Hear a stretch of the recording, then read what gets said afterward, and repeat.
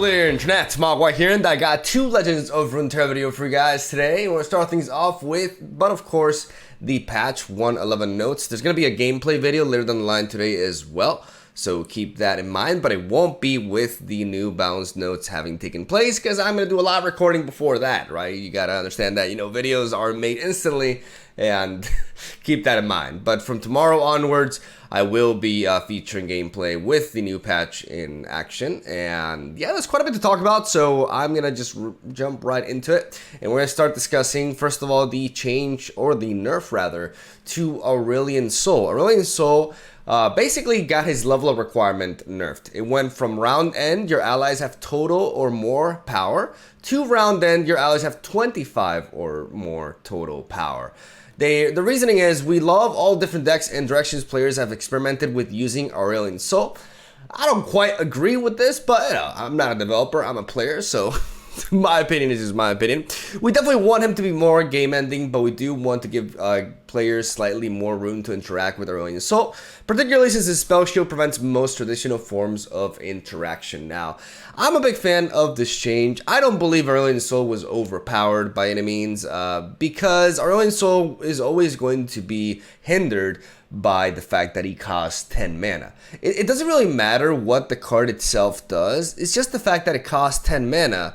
That means that there are ways to defeat him, because the idea is to kill your opponent before Aurelian Soul comes down onto the board, or put them in a position where committing 10 mana to Aurelian Soul leads to a loss, which is why I've been such a big fan of rally effects this metagame. I've been playing Relentless Pursuit more than anybody, and I've been incorporating rally effects in like every deck under the sun. And this guy is the main reason for that. Now, one of the things about Aurelian Soul, and my opinion regarding the card, is that I'm not the biggest fan of its design, because I think it's a little bit lazy in regards to design, in the sense that they clearly just want this guy to come down and win the game, right? And they make a really over-the-top sort of leveled up version that allows you to play Celestials for 0 mana while he's generating new Celestial cards every turn. So he's just kind of like a beefy version of Karma,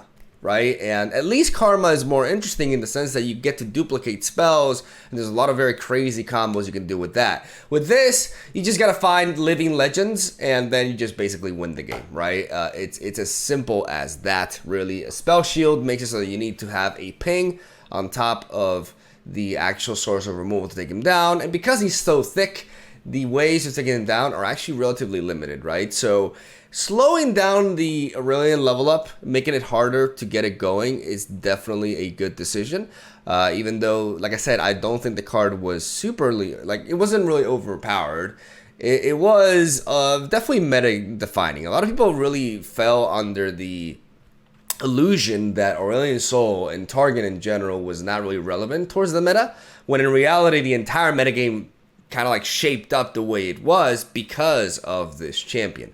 So now things will definitely, they'll be toned down for Aurelian Trundle decks. I think Trundle and Tryndamere War Mother's Call will be the more relevant and more competitive version of the ramp strategy, as it hasn't really been touched by this balance patch, and it's got a lot of things going on for it, even though the rise of Lee Sin with a full set of Deny is definitely going to hurt any sort of ramp tactic, especially one built around War Mother's Call as well. So the future of ramp, unclear really, definitely. It's not like, it was definitely in a strong position, but it wasn't in a dominant one, right? It definitely did oppress certain aspects of the meta, but people were adapting at this point. And now we're just going to have to wait and see just how relevant this sort of strategy ends up being. Though I don't think there's going to be anything besides pirate aggro, perhaps. There's not going to be really anything as relevant as Lee Sin, which is something that we're going to be talking a lot about today in this video, even though there is no mention of Lee Sin, nor any changes to the previously buffed champion. But like I said, there are some very heavy implications due to other cards being buffed to just ridiculous levels. You know what I'm going to be talking about soon. And I think Lee Sin is the most important thing to talk about with this patch, because we are leading ourselves into a Lee Sin metagame. Do not doubt. That is what's going to happen. All right, so we move from champions to followers and spells, and first of all, we're going to be talking about Radiant Guardian. This is definitely not a change I was expecting, but honestly, one that I very much welcome. It's been a long time coming, really. Radiant Guardian is now a 5-mana 4/5 that says, when I'm summoned, grant me lifesteal and tough if an ally died this round. Weakening the attack by 1 may not seem like that big of a deal, but it actually is. There's a lot of things Radiant Guardian doesn't really trade that well into anymore. There's a lot of units that it does not one-shot, and it's nice that they kept her durability, which is definitely one of the main aspects behind just this thing being an amazing 5-drop. But a lot of high-level players have really, overplayed this card for quite some time, and for a good reason. It is pretty much a game-winning swing. There we go, with the lifesteal. It's a game-winning play in many matchups, especially those against more aggressively oriented decks. A 5/5 with lifesteal and touch that will get you 5 health every time it strikes, which includes the likes of not only single combat but concerted strike as well, just turns the tables around. And you don't even have to be an aggro deck to be incredibly punished by this. If your strategy revolves around, dealing damage to the opposing nexus and having a certain period of the game in which you're going in and trying to take them down, this card can just say no. This card can prolong the game like more than any other follower in the game, really. And it's just been a little bit too efficient. It's been everywhere in every Demacia deck. It's been one of the reasons why we've seen Targon combine with Demacia to begin with. Believe it or not, this card has been the main reasoning for that. As, like I said, this card combined with really strong control tools that Demacia has in single combat and concerted strike have just allowed it to shut down any sort of like aggressive onslaught. And it really does just allow you to climb back into a match. I feel like this was doing too much, and I definitely think this is a right call, and I do think Radiant Guardian will still be viable, but I don't think it will be as much of an auto-include in Demacia-based builds as it was before, and that's good because in a lot of aspects, when I was deck building with Demacia, this card would actually outshine the likes of Garen, and Garen is a champion. Right? And when I'm wanting to add Radiant Guardian into most of my Demacia decks instead of something like Garen, even when I have champion slots open, I don't know how to feel about that, right? So definitely, a very sizable nerf, more than people will expect. This is going to be very impactful, and it's also an indirect nerf to Remembrance, which means that it is somewhat of a nerf to Lux as well, which is pretty relevant too. So big fan of it. Unsure as to how impactful it will be overall for the card, but it definitely is going to have some sort of impact. And I definitely think it's a right call. We got a couple of buffs here, not really too relevant buffs considering I believe the rest. No, there's actually one more buff besides this, which is actually very relevant. But these two, not so much. Inspire Mentor, they basically inverted the stat line. It went from a 1-2 to a 2-1, so they can apply more offensive pressure in what I assume is elusive decks. We haven't seen Ionia-based elusive decks in a while now, and I'm not sure if this is enough to really change that. Definitely. Maybe we will see some play with Inspire Mentor in the near future in some elusive decks here and there, but I just don't think we're in the environment for that right now. I could be wrong, but I don't really expect much out of this change and don't really have much more to say about it. Like this card lost all of its spice when they took away the +1/+1 grant, right? Like the +1 health went a long way. And unless it gets that back, I don't see Inspire Mentor really making a comeback, but I could be wrong. We got Pixier, who went from an 0-1 to an 0-2, which means he survived Spiderlings. And one attack blockers is basically everything in the game. Now Pix can attack, and Pix can live without Lulu being on the board to protect him. Will this make Pix viable in any sort, shape, or form? Absolutely not. This card is absolute garbage, even though there are exceptions.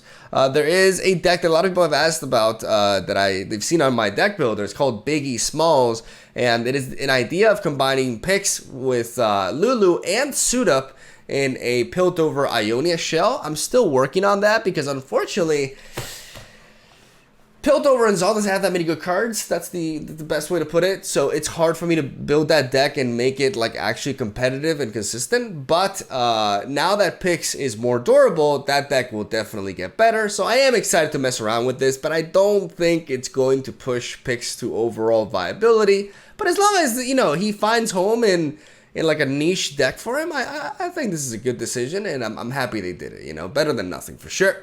We got Jack the Winner, not winning so much anymore, going from 5 mana 5/6 to 5 mana 5/5. This is very relevant. I've been praising Jack the Winner's stat line ever since this card was announced. A 5 mana 5/6 is a massive deal. The fact that it can trade into other 5/5s and survive is really important, and people are really catching on to Jack the Winner being actually amazingly good.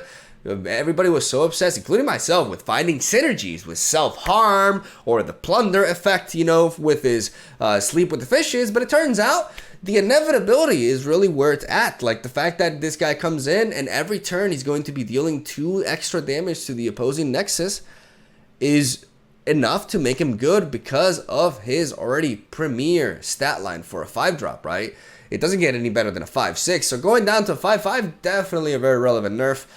Jack, like I said, won't be winning so much anymore, even though I do think he'll still be very decent and still be playable for sure. I think it's a healthy change, and overall, it is definitely a good call. But, you know, yeah, that's basically what I have to say about it. Like, Jack the Winner was a little bit too much, even though I would have rather seen a nerf to Riptide Rex over Jack the Winner, to be completely honest with you. I definitely was taking that for granted, as much as I was taking Petty Officer's revert back, revert. I should say back if I say revert. Petty Officer's revert to its original form, I took this for granted as well. Because Petty Officer should not have been buffed in the first place, in my opinion. It was released as a 3 mana 3/1, and it should have stayed that way. And they realized it. You know, they were experimenting. They wanted to make Bilgewater a little bit better, but then, you know, it kind of like, because of other nerfs and the way the metagame progressed, it turned out Bilgewater was too good, and Petty Officer was an auto-include in any Bilgewater deck, which is too efficient for 3 mana. Now dropping it back down to 1 health means that it dies to make it rain, so it becomes considerably worse in the mirror, which is a very big deal. And it dies to anything that deals 1 damage, Withering Wail, Twist of Fate, etc., which makes it, you know, less of an auto-include and more of a card that you may want to incorporate into Bilgewater decks if you can benefit from the Powder Keg synergy and the ability to spread out as well. But having 2 health was definitely too much for a card that gave you a random 1 cost follower, which sometimes was incredibly valuable. Like, for example, an Omen Hawk or a Pool Shark. You know, there's just so many great pulls with this thing that it was just way too good. And I'm happy about this decision, though I would have liked to see Riptide Rex, even if it meant keeping Jack the Winner the way it was. I would have liked to see a nerf to Riptide Rex as well, but it's something that I was prepared to live with. What I was not prepared to live with is this shit. What the hell is this? Bastion going from old text, give an ally spell shield this round, to new text, grant an ally +1/+1 and spell shields. This is not a buff, ladies and gentlemen. This is a buff on steroids. This is insane. This card is amazing now. Pretty much an auto-include for any target deck under the sun. And what's even scarier is this card is just Lee Sin's wet dream. And it's happening. Not only did Lee Sin did not get reverted after becoming way over buffed last patch. I think we can all reach the conclusion that Lee Sin is way overtuned, because I could talk about Lee Sin for a while, and in fact, I'm gonna make use of this video to do so. Lee Sin is designed as a 6-drop. I think Lee Sin, but more so than this change, I think the buff to Lee Sin is definitely one of the most or the biggest taint in the Live Designs team track record, for sure, by far. I'm a big, like, I have a lot of respect for the people in charge of Live Design balancing this game. I think they've done a tremendous job, and I think for the most part, they do a fantastic job at it. But like everybody, they do make mistakes, and I do believe Lee Sin is their biggest mistake to date, because Lee Sin is ultimately designed as a 6-drop. The reason why Lee Sin has such a powerful ability, and I'm not talking about the leveled up Dragon's Rage ability. Obviously, that's intended to be used as a finisher. I'm not talking about that. I'm talking about just regular Lee Sin. Regular Lee Sin as a 6-drop is acceptable, because when you have a card that gives itself Challenger and Barrier, most importantly, emphasis on the Barrier. Like a Challenger that gives itself Barrier, at 6 mana makes sense, because that's the point in which you're developing units that are intended to push for a game finish, right? So combining Challenger with Barrier and allowing you to sponge hits and prevent damage is acceptable. It does not become acceptable when the card goes from a 6 mana unit to a 4 mana unit, and you're only taking away 2 health from it. You have a 4 mana unit that's giving itself, you can just assume it has challenge, right? That's fine. Like, the challenger is alright. But when you combine challenger with an auto, I'm not saying that this card like enters with barrier like Lux. This card gives itself barrier every turn.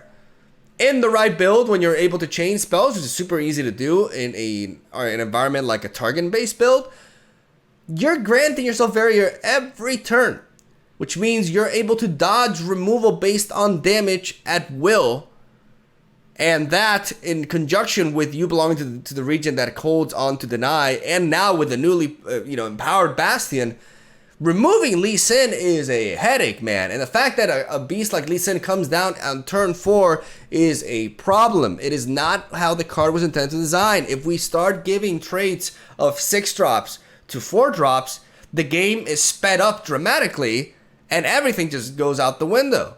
Like, imagine if we had a unit like Sejuani coming down on turn 4. Imagine that we had a Rekindler coming down on turn 4. Like, there are certain cards that are meant to be the cost that they are, and if you are going to reduce their cost, you need to take down certain aspects of what makes them be. Like, you need to change the barrier. If you, like, I think one of the things that they should have done if they taken Lee Sin from 6 mana to 4 mana is remove the barrier. I saw a fellow content creator, I saw Jeff Hullen say that he should have quick attack, and that makes sense. Honestly, I could definitely agree with that. Or something else if it has to be, but do not let a 4-drop give itself barrier every fucking turn. Just asking you to play 2 spells. When you incorporate a region that gives you 1 mana burst speed spells and you have a bunch of 2 mana spells that cycle through your deck and do things, like, that's just crazy. And now with Bastion, you can use, one of the biggest aspects of this is that because now you grant the spell shield, like, the +1/+1 boost is just egregious because it's so unnecessary. Because just the difference, the reason why Bastion wasn't seeing play is because it was a temporary effect, which means you could only ever use it reactively, which means the opponent could navigate around it. But now, because you are granting, you can use this proactively. You can go resort to a Bastion play without your opponent have to do anything, just to guarantee that you're protecting. It actually makes more sense as a way to prevent, like, burst speed interaction as well, potentially, too. Now that you're granting, your opponent can't say, well, I won't do anything this turn, and I'll make sure I hit him next turn. No, now he has spell shield until you get rid of that spell shield. And the fact that you're adding +1/+1, that is only really benefiting Lee Sin, because every ounce of attack boost that you provide a champion like Lee Sin is going a long way for the OTK. Like, every +1 that goes, that's why he's so good with gems, right? So now if the protection spell buffs him as well, like, that's just getting out of control, man. I think we're in for a pretty disastrous meta, just dominated by this champion that is just not a properly balanced card compared to the rest of the card pool. He's just not, he's like the goose in the family of the ducks, like, he's just out of place. He's not balanced at all, and it's very clear that he isn't. And now with Bastion, it's just going to get out of control. And I think I went on quite the rant with that, but I really, I'm worried about the impact of this, so much that I'm stuttering even. Regardless, even outside of Lee Sin, Bastion is just going to be an auto-include at this point. It surpasses the 3-drop. I forgot what her name was. He looks like the Spacey Sketcher. But basically, there's a 3-mana 2/2 that requires you to have a Celestial card in hand to grant a unit +1/+1 in Spell Shield. Now Bastion does that. You're sacrificing the body. Yeah, but you don't have to have you don't have to have a Celestial card in hand, and you can do it at burst speed. So definitely infinitely better. And Bastion will be seen play in pretty much every Targon deck under the sun, and of course will be Lee Sin's best friend. And I'm not really looking forward to that. And we may have to deal with that for like the next 2 weeks, unfortunately. Cosmic Inspiration, very, very happy they tackled this card. This card was really nonsense. The fact that it would basically refill your spell mana, I still think the card is ridiculous, but now at least your opponent will have to make a considerable tempo sacrifice, because otherwise this card was basically played for effectively 4 mana, right? So now you do have to spend a lot to really justify this play. And you can try to capitalize on the tempo dump if you are playing against it, and I think it's a great change. Grandfather Roomo got a significant buff, like one of the craziest buffs I've seen in a while, but unfortunately I don't think it'll make much of a difference. Grandfather Roomo is an 8 mana 8/4 with Overwhelm and Spell Shield that now says when you play him, you grant 2 allies plus 4 health. Now, I could be wrong. I could be wrong, and this could push this into like really strong viability, especially for like ramp-based decks. I just don't see it, because unlike the likes of the Mind Splitter, which has a very powerful effect that restricts the opponent's aggression, this is sort of like a protective card that comes in way too late. In the game, when you were playing a unit at 8 mana, you're looking to end the match, right? You're looking to apply pressure, and yeah, you have an Overwhelm with Spell Shield, which is neat, and you're granting plus 4 health, but it's just, Grandfather Roomo is just a very weird card, because it's doing something that you don't really care as much about when you are that late in the game. Don't get me wrong, I think this could see play in certain strategies, but granting health to units at that point of the match, when you're looking for damage output more than anything, like I said, it doesn't make the most sense. But there could be, I could see this maybe seen play in certain ramp strategies. But the problem is, if you're combining like Freljord ramp with Targon, you're always prioritizing Mind Splitter over this. So the fact that Mind Splitter is always going to be, you know, just outperforming this makes it hard to justify Grandfather Roomo in a ramp deck, in my opinion. So we're going to see if this card finds any home. I'm definitely going to be searching for it. This is a card that nobody plays, so that makes me, you know, want to be hipster and try to find some use for him. But it's definitely a weird card. It still is. And you could give him, like, you could just keep buffing this ability, and it still wouldn't be doing that much because of how odd it is for an 8-drop, right? I think I made my point clear in that regard. We'll see. Hush, this is a huge text, but basically what they're saying here is that, first of all, for this patch, Hush is going to be going up in cost by 1 every time you create a fleeting copy of it. As you guys can see, you create a fleeting cost Hush in hand that costs 1 more. And when you do that, you'll be creating, so you'll go from 3, 4 to 5, so it's going to be very difficult to chain. Basically impossible to chain more than 3 Hushes in 1 turn, which before you could potentially do 4, right?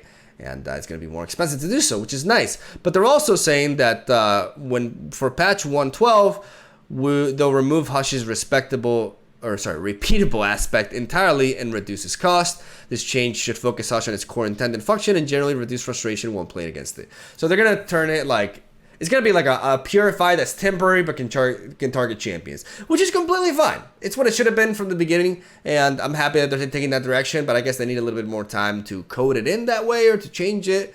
I guess they're rushing on time, and they just needed more, but I like the fact that they let us know that that's going to be the ultimate version of Hush, and I very much like it, so I think we can all agree this was a much needed change, and I'm looking forward to the 112 version of it. And last but not least, we got perhaps the most relevant buff in this batch, and that is the Mountain Goat, going from a 2 mana 3/1 to a 2 mana 3/2. This goes from unplayable to seriously competitive. That's one of the things when you tamper with stats on low cost units. One stat can just make the absolute difference. It applies to a card like Petty Officer, even though Petty Officer is still viable as a card. And it more so applies to this because this card is 1 mana cheaper. And the cheaper a card is, the more you tamper with his stats, the bigger of an impact you're having, right? Except when we're talking about Pics, you know, because he literally had the minimum stats possible. and now, you know, he's got a little bit more. But when it comes to the Mountain Goat, going from a 3/1 to a 3/2 is tremendous. You're not auto-dying to make it rain, which is perhaps the most, relevant comparison. You are not dying to any sort of ping effect. You're not dying to Unspeakable Horror, Vile Feast, 1 attack units when connecting with them. So now you have a 3/2 stat line that allows you to trade into fearsome units, and you have a 2 mana 3/2, which is like I said, the basis stat line for a 2-drop. It's either 2/3 or 3/2. Those are the premier stat lines for, regarding vanilla. and you have a unit that's generating or creating a gem in hand whenever it's striking. So at the very least, you're getting a gem out of this. That makes the Mountain Goat strictly better than the Gift Giver, in my opinion, because for 1 more mana, you're getting 2 more stats, and you have the ability to generate more than 1 if you are able to trade effectively, or if you are facing a deck that has no early game plays to block. If Mountain Goat comes in and there's no blockers, then all of a sudden you're getting some really nice value out of a well-statted unit. So I understand why they didn't want to make this card a 2 mana 3/2, because it could prove to be way too efficient, but because it saw no play whatsoever, I feel like they felt a bit forced to make this change. So now Mountain Goat is going from unplayable to seriously competitive and pretty much an auto-include in Lee Sin target-based decks, amongst others. So you can definitely expect to see a lot of Mountain Goat on the ladder from today onwards, and you can definitely see this thing as a full set in Lee Sin decks. And I'm just going to spend my time, honestly, designing a counter to Lee Sin. That's what I mean, my main focus. I want to design decks that just can completely dunk on it. Easier said than done, because there's not that many options for interacting with a champion like Lee Sin, but I will definitely get to work in that regard, and today I'll enjoy a game before this, Muay Thai madness shines upon us. And that's where I'll end the video. Quite an extensive video, but I guess I had a lot to say, especially about a card that's not even in this list, but this Bastion change and the lack of Lee Sin nerf definitely have huge implications that really shadow even the changes to the likes of Hush and Aurelion Sol. But overall, great step in the right direction. Like, ignoring Bastion and Lee Sin, the majority of this patch is definitely fantastic. I'm a big fan of pretty much all the changes except for Bastion, really. I think all of them are pretty spot on, and I think this is a really good balanced patch that's a little bit, like I said, overshadowed by the mean karate man in the back. And hopefully we'll be able to handle that. And maybe I'm overreacting. Maybe Lee Sin won't be nearly as good as I think. But, my experience with the meta says otherwise. And we'll just have to wait and see. So that's all I got to say. I was Thank you guys for watching. Stay tuned for daily Legends of Runeterra content. I'll be back at it later today with a new deck and some gameplay. In this, before the patch hit. Keep that in mind. And yeah, love ya. I was Subscribe. It's free. Fruit's good.